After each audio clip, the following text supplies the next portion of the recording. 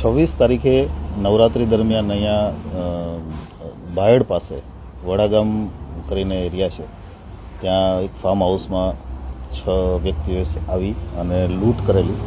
અને આ લૂંટમાં LCB, Dhansura police સ્ટેશનની ટીમ, એસઓજીની ટીમ એવી અલગ અલગ ટીમો કામે લાગેલી. અને આજે અમે એમાંથી 6 આરોપીઓ, ટોટલ 3,30,000ની લૂંટ થઈ હતી અને 6 આરોપીઓ અને લૂંટનો મુદ્દામાલ અમે કબજે કરી લીધા છે. આજે આરોપીઓ છે એ બધા ધનસુરા ગામના જ છે.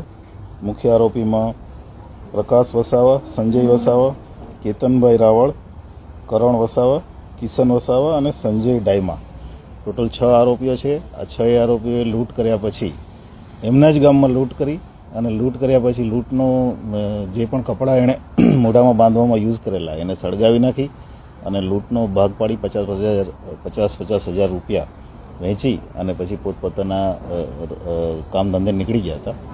6માંથી 3 આરોપી અમે ગામમાંથી પકડ્યા છે, 1 આરોપી હોસ્પિટલથી પકડ્યો છે અને 2 આરોપી અમે જૂનાગઢથી પકડ્યા છે.